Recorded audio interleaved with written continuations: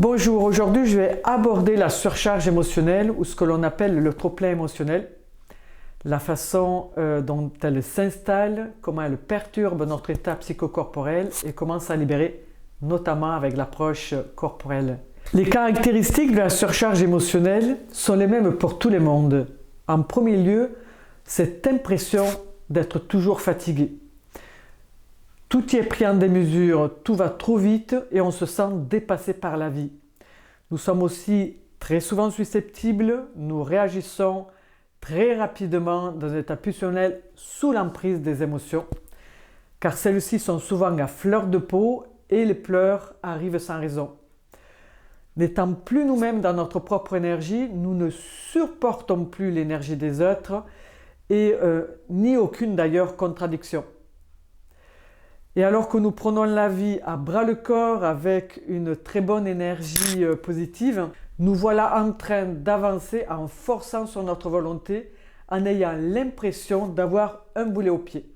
Si vous vous reconnaissez dans une ou plusieurs de ces descriptions, c'est que vous êtes en surcharge émotionnelle. Que s'est-il passé? Sûrement un enchaînement d'événements qui ont apporté leur lot d'émotions et de tensions corporelles.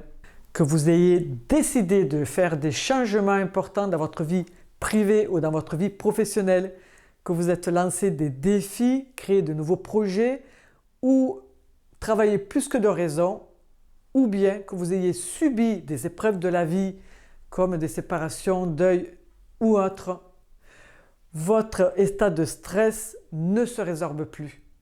Votre esprit est en surchauffe, il ne débranche plus. Vous venez de dépasser votre capacité d'adaptation. Cela me fait penser à cet étudiant venu me voir parce qu'il se sentait épuisé, ayant eu une année difficile pour obtenir son diplôme et il essayait de faire des démarches pour aller chercher du travail et il n'y arrivait pas du tout. Ou cette maman s'assoyant en face de moi me disant « Je ne suis pas en dépression, mais je ne retrouve pas ma bonne énergie, celle d'aller au travail en étant contente ou d'avoir une bonne relation dans ma famille. » Et en fait, des événements s'étant superposés, elle n'arrivait plus à retrouver son énergie vitale, forçant, comme je vous le disais, sur sa volonté pour avancer. Ou cette autre personne venue me voir parce que, ayant vécu des épreuves assez compliquées dans la vie, ses émotions, toutes ces émotions se mélangeaient à l'intérieur d'elle-même, elle ne se reconnaissait pas aussi et il lui fallait donc faire le tri, exprimer les souffrances qu'elle avait vécues et ensuite faire le tri des sentiments pour pouvoir reprendre, clarifier ce mental et avancer au mieux comme elle pouvait le faire avant. Pour retrouver votre énergie vitale et reprendre tranquillement le cours de votre vie, il est donc indispensable de libérer votre esprit et votre corps en vous appuyant sur une étape fondamentale qui est l'approche corporelle en somatothérapie. Ou je vous propose de visionner deux vidéos que j'ai mises sur la chaîne qui est déblocage du plexus solaire ou guider une méditation avec les mains. Ou bien je vous propose un moyen très efficace qui est le soin énergétique qui vous fera ressentir en premier lieu une profonde relaxation et en pas moins de 2 ou 3 séances de mettre votre système neurologique au repos.